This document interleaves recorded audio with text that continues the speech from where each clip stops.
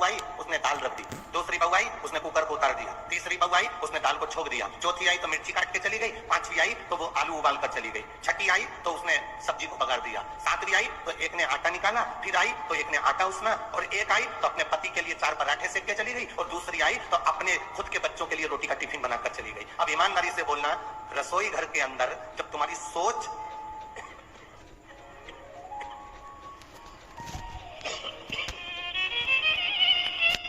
रसोई घर के अंदर जब तुम्हारी सोच ठीक नहीं है, रसोई घर के अंदर जब तुम्हारे विचार ठीक नहीं है, रसोई घर के अंदर जब तुम्हारी बुद्धि ठीक नहीं है, भोजन बनाने वाली बहुएं, बेटियां, माताएं जब भोजन बना रही हैं तो उनकी सोच केवल अपने पति को अच्छे पराठे खिला दूं, अपने बच्चों का अच्छा टिफिन बना दूं, दूसरे का मैं ऐसा काम कर दूं, और कोई ने आटा उसना, किसी ने दाल रखी, किसी ने दाल बगारी, किसी ने आलू उबाला, किसी ने खिचड़ी छोकी, ये बटता है।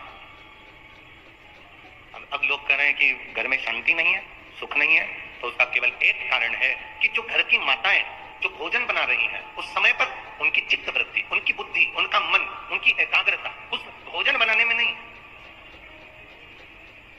आप में से कितने लोग हैं कभी मैनपुरी में कोई मंदिर का भंडारा हुआ हो तो आप लोगों ने पूरी सब्जी खाई हो? किस किस ने खाई है? जरा हाथ उठाओ, जरा खाई है। हमने भी खाई है, ऐसा नहीं कि नहीं खाई। कभी अनुभव करना, वो काशी फल की सब्जी, वो कद्दू की सब्जी, और इतनी मोटी मोटी पूड़ी, इतनी मोटी पूड़ी तुम्हारे घर में कभी नहीं बनी। इतनी ऐसी सब्जी, छिलके वाले कद्दू की, काशी फल की सब्जी तुम्हारे घर में छिलके वाली कभी नहीं बनी, और भंडारे में वो छिलके वाली सब्जी बनती है, भंडारे में वो मिक्स वेज सब्जी बनती है, भंडारे में वो राम भाजी बनती है, भंडारे में मोटी मोटी पूड़ी बनती है। उसके बाद भी आप जब भोजन करते हो भंडारे का, वही भोजन अपने घर में जाकर बनाकर खाना, उसमें स्वाद नहीं आएगा, और जो भंडारे में करा उसका स्वाद बढ़ जाता है।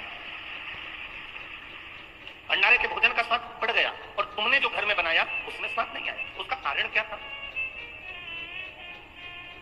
उसका कारण क्या है? क्या हमारे घर में भोजन ठीक नहीं बनता? क्या हमारे घर में मसालों की कमी है? क्या हमारे घर में सब्जी की कमी है? क्या हमारे घर में वो तेल नहीं डलता जो भंडारे में डलता है? उसमें कोई चीज की कमी नहीं है। तुम्हारे यहाँ जो भोजन बन रहा है और मंदिर में जो भोजन बन रहा है उसमें एक अंतर है। मंदिर में जब भोजन बनता है, भंडारे का भोजन बनता है, तो हम ये भाव से बनाते हैं कि भगवान को भोग लगेगा, और घर में जो भोजन बनाते हैं हम इस भाव से बनाते हैं कि मेरे बच्चे का टिफिन अच्छा लगा दूं, मेरे पति के पराठे अच्छे बना दूं, उसके बाद जेठानी आएगी वो बनाएगी चली जाएगी, देवरानी आएगी वो अपना बनाएगी चली जाएगी, सास के लिए 4 रोटी सेक के रख देंगे। अब कोई सास से कहे कि तुम्हें भोजन क्यों नहीं भा रहा, कोई सास से कहे कि तुम रोटी नहीं खाती आजकल, तो सास कैसे कहे कि इस भोजन में स्वाद नहीं आ रहा? क्योंकि तुम प्रेम से देना भूल गई, तुम प्रेम का व्यवहार भूल गई, और तुम प्रेम से बनाना भूल गई। जिस दिन तुमने करुणा, प्रेम, वात्सल्यता से ये भोजन सिद्ध करा, उस दिन उस भोजन में अपने आप शुद्धता का भाव आएगा, सुंदरता का भाव आएगा, और उसमें स्वाद बढ़ता चलेगा। क्या है ऐसा शिव पुराण में? दुनिया के लोग, ये इतनी तेज कड़कड़ाती हुई धूप पड़ रही है, गर्मी पड़ रही है, लोगों को देखो अपने अपने घर से छाता लेकर आए हैं, चादर का टुकड़ा लेकर आए हैं, कोई कोई पन्नी लगाकर बैठा हुआ है, भोजनशाला का टेंट भरा पड़ा है, उसके पास में एक टेंट और लगाया, वो भरा पड़ा हुआ, पूरे ग्राउंड में कहीं जगह नहीं है, और जितने लोग ग्राउंड में हैं उतने रोड की जो दुकानें भरी पड़ी हुई हैं, उस दुकानों के अंदर कहीं ना कहीं पेड़ों की छांव में जहां जहां जगह मिल रही है लोग बैठे हुए हैं। क्या है शिव पुराण? शंकर की कथा में ऐसा क्या तत्व है? शिव की कथा में ऐसा क्या रस तत्व है? क्या मिलता है शिव महापुराण की कथा को श्रवण करने से? दुनिया के लोग कहें कि भगवान शंकर के पास में कुबेर का खजाना है, भगवान शिव के पास में ढेर संपदा है, इसलिए दुनिया के लोग शंकर भगवान की आराधना करते हैं। बहुत अच्छे से सुनना महाराज, अब अधिक मास की शिव महापुराण की कथा चल रही है, अपनी जिंदगी में उतारिएगा। लोग कहते हैं शिव जी के पास में कुबेर का खजाना है, शंकर भगवान के पास में अपार धन है, शिव जी के पास में अपार संपदा है, इसलिए दुनिया के लोग शंकर जी का भजन करते हैं, शिव जी पर एक लोटा जल चढ़ाते हैं, शंकर जी की भक्ति करते हैं, इसलिए लोग शिव जी की पूजन करते हैं, उनसे मांगने के लिए, उनसे पाने के लिए। ये दुनिया के लोग समझ नहीं पाए। लोग कहते हैं शिव जी की पूजन इसलिए करते हैं क्योंकि उनके पास करोड़ों का धन है, अंबारियां भरी पड़ी है, लक्ष्मी भरी पड़ी है, संपदा भरी पड़ी है। उन दुनिया के लोगों को बताना कि हम शंकर जी की पूजन इसलिए नहीं करते कि उनके पास कुबेर का खजाना है। दुनिया के लोगों को बताना हम शंकर जी की पूजन इसलिए नहीं करते क्योंकि उनके पास ढेर खजाना है। हम शंकर जी की पूजन इसलिए नहीं करते कि उनके पास में धन और दौलत के भंडार भरे पड़े हैं। हम शंकर जी की पूजन इसलिए नहीं करते कि शंकर जी के पास बहुत सारी संविदा, बहुत सारा सामान, बहुत सारी पूंजी हमारे भोलेनाथ जी के पास में है। हम शंकर जी की पूजन धन को देखकर नहीं करते। हम शंकर जी की पूजन, सनातनी शिव जी की पूजन शंकर का भक्त इसलिए करता है कि शंकर जी के पास इतना होने के बाद भी वो लुटाकर शमशान में रहता है, इसलिए हम शिव की पूजन करते हैं जो दोनों हाथों से लुटाना जानता है। इतनी संपदा होने के बाद खुद अच्छे सोने के महल में रह सकते थे भोलेनाथ। इतनी संपदा होने के बाद, कुबेर का भंडार होने के बाद, खजाना होने के बाद मेरे भोलेनाथ अच्छा महल बनाकर रह सकते थे। पर मेरे शंकर भगवान ना महल बनाकर रहते हैं, ना बहुत बड़ी अटारी बनाकर रहते हैं। मेरे भोलेनाथ तो शमशान का निवास कैलाश के शिखर पर अलमस्त होकर बैठे रहते हैं। क्योंकि हम शिव जी की पूजन उनके खजाने को देखकर नहीं करते, हम शिव जी की पूजन इसलिए करते हैं कि खजाना होने के बाद भी उनके जैसा लुटाने वाला दुनिया में कोई नहीं होगा, इसलिए शिव की आराधना। कौन होगा जो दुनिया में इतना खजाना लुटा देगा? आज के जमाने का व्यक्ति अगर कमाता है तो अपने बेटे को देता है। आज के जमाने का व्यक्ति थोड़ा बहुत कमा के लाता है तो अपनी पत्नी को देता है। आज के जमाने का व्यक्ति अगर कमा कर लाएगा तो अपने परिवार को देगा। पर मेरा वो घरदानी, मेरा त्रिकालदर्शी, मेरा कैलाशी, मेरा अविनाशी, मेरा शंभु, मेरा शंकर अपने पास कुछ नहीं रखता। हमेशा दिया, रावण को सोने की लंका दे दी, भस्मासुर को कंकण दे दिया, जो मर्जी पड़ी मेरे शंभु को वो उठा उठा कर दे दिया। वो अपने पास कुछ नहीं रखता, भंडार दुनिया के भरता है। वो तो वीराने का निवास करता है, अलमस्त होकर रहता है, सुख के साथ रहता है।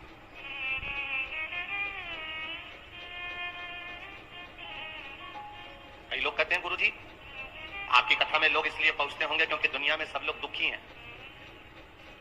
जिनको दुख होगा वो आपकी कथा में पहुंचते हैं। यहाँ शिव महापुराण की कथा कहती है इतने बड़े बड़े पंडाल भरे पड़े हुए हैं, ये पंडाल भी पूरा भरा पड़ा हुआ है, ये पंडाल भी भरा पड़ा है, ये पंडाल भी भरा पड़ा है, सामने का भोजन पंडाल भरा पड़ा है, उसके पास में पंडाल और लगा वो भरा पड़ा है। और ग्राउंड में जितने बैठे हैं इनसे पूछना क्या इनको दुख है, इनसे पूछना क्या इनको तकलीफ है।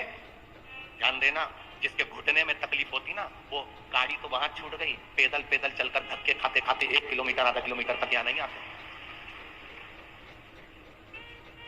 ना तो इनको कोई शरीर में कष्ट है और ना इनके धन की कमी है, संपदा की भी कोई कमी नहीं है इनके यहाँ। तुम ये मत सोचना कि हम एक बिस्कुट का पैकेट दे रहे हैं या हम इनको पानी का पाउच दे रहे हैं या हम इनको पानी की बोतल दे रहे हैं, ये बेचारे गरीब होंगे या साधारण। ना ना ना ना, शंकर का भक्त, शिव का उपासक दुनिया में कभी गरीब नहीं होता। जिसके पास शिव है वो दुनिया का सबसे बड़ा सेठ है, वो दुनिया का सबसे बड़ा करोड़पति है। जिसके पास में शंकर रूपी रत्न भरा पड़ा है, जिसके पास में एक लोटा जल जिसके हाथ में है, समझ लेना उसके पास करोड़ों की दौलत उसके हाथ में है। वो कभी जिंदगी में गरीब नहीं हो सकता। वो आनंदित होता है, वो सुखमय होता है, वो आनंद की राशि होता है,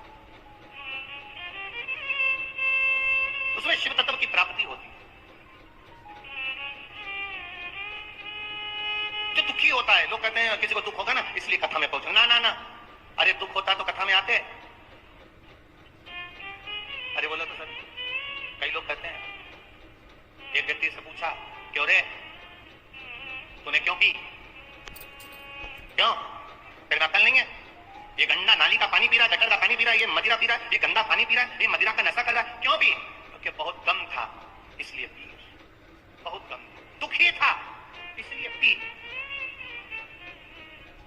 उसे पूछा कि क्यों पी, तो कहे गम था तो पी, दुखी था तो पी ली। अगर दुखी होता तो यहां नहीं मिलता, यहां तो वो मिलते हैं जो शंकर के कृपा पात्र होते हैं, जिनका हाथ शिव ने पकड़ा होता है, वो यहां बैठते हैं, वो यहां पहुंचते हैं। वो शिव तत्व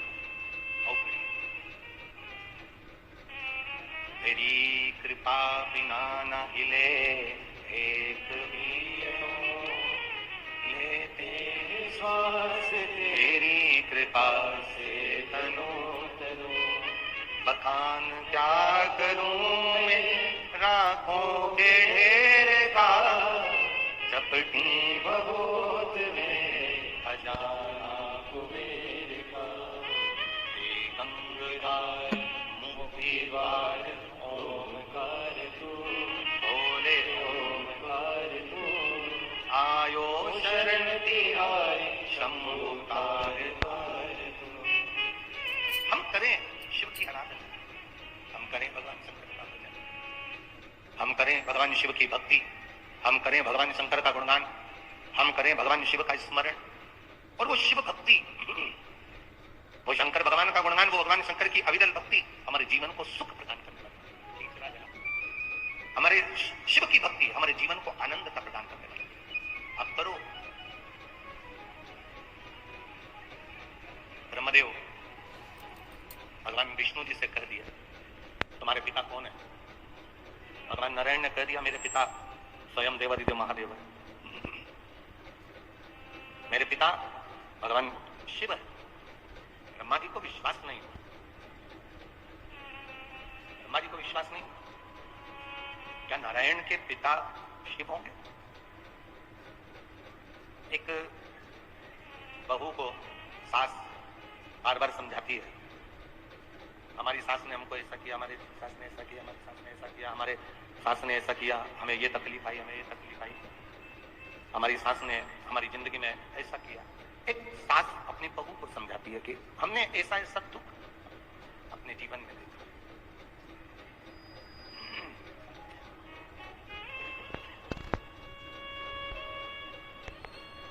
हमने ऐसा ऐसा दुख अपने जीवन में देखा। हमारी सास का जो स्वभाव था, हमारे सास का जो स्वभाव था वो बड़ा कठिन था, बड़ा कठोर स्वभाव। भगवान नारायण ने ब्रह्मा जी से कहा, भगवान नारायण ने ब्रह्मदेव से कहा कि मेरे जो पिता है ना भगवान शिव, वो साधारण नहीं है।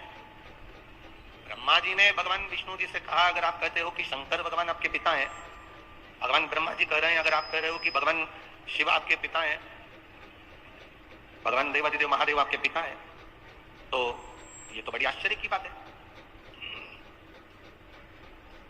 बड़ी विचित्र बात है। तो भगवान विष्णु ने कहा, क्यों आपको भरोसा नहीं है क्या, आपको विश्वास नहीं है क्या कि शिव मेरे पिता हैं? ये आपको भरोसा नहीं है, ये आपको विश्वास नहीं है? नहीं।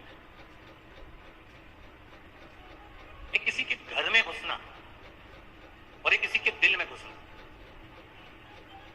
एक घर में प्रवेश करना और एक हृदय में प्रवेश करना बड़ा कठिन है।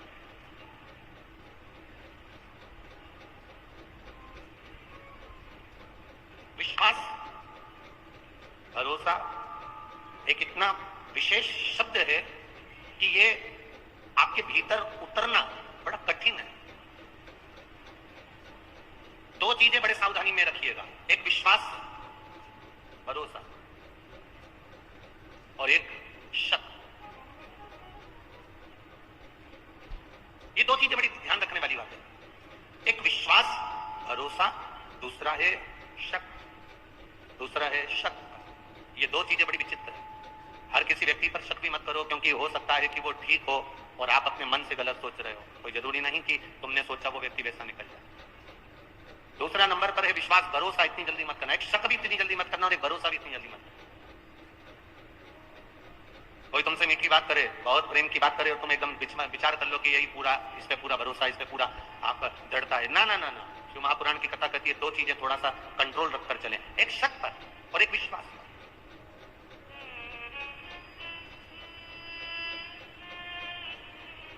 और हम तो आपसे भी कहेंगे, जितने लोग कथा सुनने आए, जितने भी यहाँ पंडाल में बैठे और जितने लोग आस्था चैनल पर सुन रहे हो, जितने फेसबुक यूट्यूब पर सुन रहे हैं, आपसे भी निवेदन है,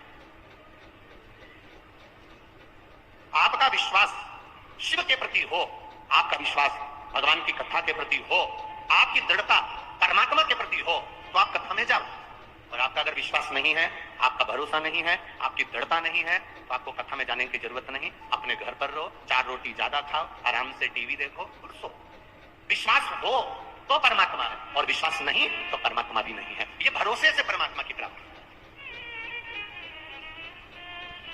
एक विश्वास के साथ अगर आप भगवान की भक्ति कर रहे हो, एक दृढ़ता के साथ आप भगवान का भजन कर रहे हो, एक विश्वास के अनुकूल आप भगवान की भक्ति को धारण कर रहे हो, आप विश्वास के साथ परमात्मा का भजन कर रहे हो, तो ये मानकर चलना कि परमात्मा तुम्हारे साथ में है। और अगर विश्वास नहीं है, भरोसा नहीं है, दृढ़ता नहीं है, तो क्या?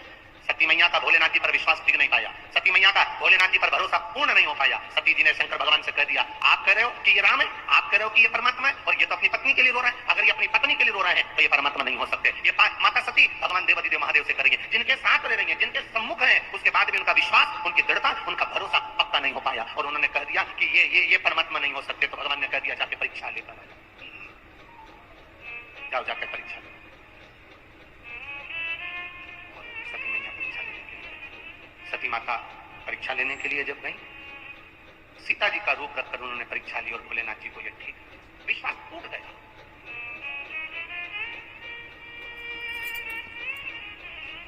पति जरा सा फोन पर बात कर रहा है, पत्नी ने शंका करना चालू कर दी, समझ लो घर टूटने वाला। पत्नी फोन पर बात कर रही है और पति ने शंका कर ली, समझ लो घर टूटने वाला। बहू थोड़ी देर, छोटी बहू थोड़ी देर सास के पास बैठी तो बड़ी को शंका लगी तो घर टूटने वाला। किस शंका में हम जिंदगी जी? अरे भाई, शिव कथा कहती है, अब सौंप दिया इस जीवन का सब भार तुम्हारे हाथों में, हे हार तुम्हारे हाथों में, और जीत तुम्हारे हाथों में। आपने अगर भरोसा करा है तो परमात्मा तुम्हारे साथ कदम से कदम मिलाकर चल रहा है। अगर तुम्हारा विश्वास दृढ़ है तो परमात्मा तुम्हारे साथ चल रहा है। एक विश्वास और एक शंका, एक शक, ये दो चीजें बड़ी सावधानी की है। विश्वास भी सावधानी का है और शक भी सावधानी। ब्रह्मा जी को विश्वास नहीं हुआ कि शंकर भगवान विष्णु के पिता हैं, ये विश्वास नहीं हुआ। दुनिया के लोगों को भी विश्वास नहीं हुआ था क्या शंकर जी पे एक लोटा जल चढ़ाने से सारी समस्या का हल हो जाता है। दुनिया के लोगों को भी विश्वास नहीं हुआ था क्या बेलपत्र खाने से शुगर और बीपी का लेवल बराबर हो जाता है। एक बेलपत्र शंकर जी पे चढ़ी हुई खाने से क्या थायराइड ठीक हो सकता है? विश्वास नहीं था लोगों को। क्या एक बेलपत्र खाने से सोरायसिस की बीमारी ठीक हो सकती है? लोगों को विश्वास नहीं। क्या एक शंकर भगवान की आराधना करने से क्या 20 साल में, 25 साल में, 10 साल में, 8 साल में, 15 साल में गर्भ ढेर सकता है? विश्वास नहीं था लोगों को।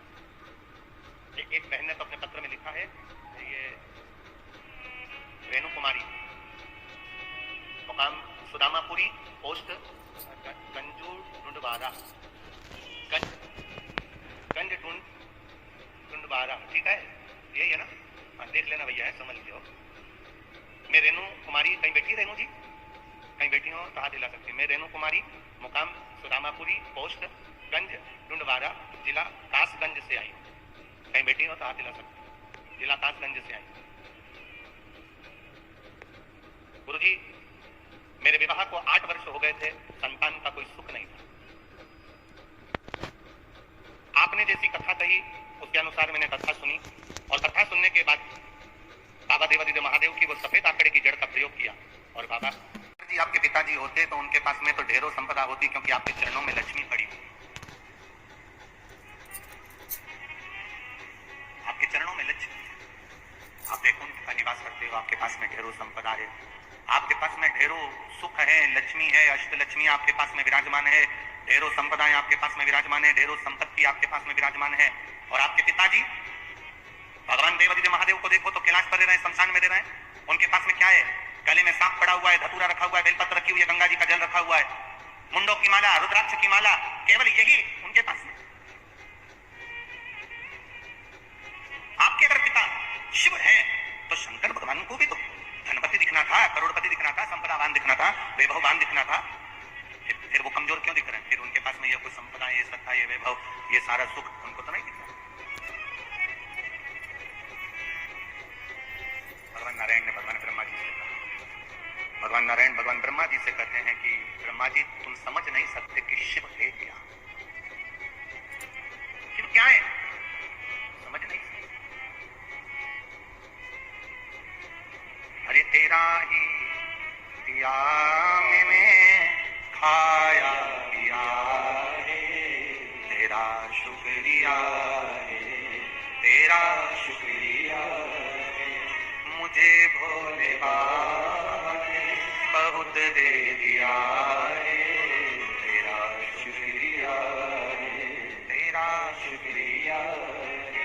ये जायदाद दी है, औलाद दी है, ये जायदाद दी है, औलाद दी है, मुसीबत में हर वक्त इमदाद दी है, मुसीबत में हर वक्त इमदाद दी है। तेरा ही दिया मैंने खाया पिया है, तेरा शुक्रिया है, तेरा शुक्रिया। ब्रह्मा जी ने कहा मैं विश्वास नहीं करता। एक पर्वत जिसको घुमाना भगवान विष्णु ने और भगवान ब्रह्मा ने प्रारंभ किया, पर्वत घुमाते घुमाते घुमाते घुमाते अग्नि का खंड प्रकट हुआ, एक आकृति प्रकट हो गई, शिवलिंग प्रकट हो गया। शिवलिंग प्रकट हुआ तो ब्रह्मा जी ने कहा इसका सिर कहाँ, पांव कहाँ। ब्रह्मा जी शिव जी का सिर देखने के लिए आकाश मार्ग से ऊपर की ओर बढ़े। ब्रह्मा जी जब ऊपर की ओर बढ़े, भगवान नारायण शंकर भगवान का चरण ढूंढने के लिए नीचे की ओर गए। भगवान विष्णु को शंकर भगवान का चरण नहीं मिला।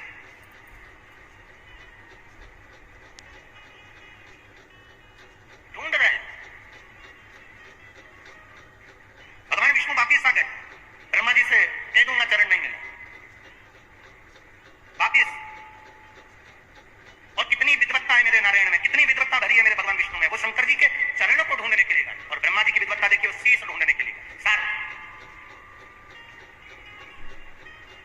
जरा विचार करिएगा, पहले भी कथा में कहा है, आज फिर कह रहा है।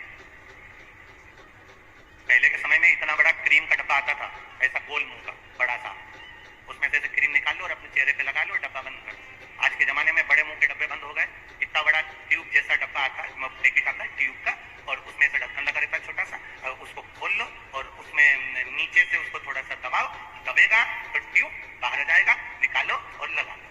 पहले इतना बड़ा डब्बा आता था, इसमें ऐसे उंगली डाल के निकालना पड़ता था। अब क्रीम जैसा आता है, ऐसा लंबा, उसको बस ढक्कन खोल के नीचे से दबाओ और वो क्रीम निकल के बाद और अपने चेहरे पे लगा दो। कितनी ज्ञान की बात इस डब्बे में और इस क्रीम में है। डब्बे में और क्रीम में कितनी ज्ञान की बात है। यहाँ क्रीम को नीचे से दबाओगे तो ऊपर से क्रीम बाहर आ जाता है। उसी तरह माता पिता के चरण जब तुम दबाओगे तो मुख से आशीर्वाद बाहर आ जाता है। ये शिव तत्व है। बोल बम का नारा है। जब दबे नीचे से चरण, क्रीम बाहर, थोड़ा सा ट्यूब दबाया, ट्यूब बाहर। उसी तरह माता पिता के चरण, परमात्मा के चरण, गुरुजन के चरण, घर के बुजुर्ग, घर के बड़े, घर के बड़ों के चरण हम जब पकड़ते हैं, आशीर्वाद हमको प्रदान कर देते हैं। वो आशीर्वाद हमको देते हैं। आप एक प्रैक्टिकल करिए। आप किसी को भी, किसी चलते जिसको नी भी पहचानते ना, उसको भी सिर पे पल्लू लेकर आप एक बार प्रणाम तो कर लो। आप अगर एक बार प्रणाम कर लोगे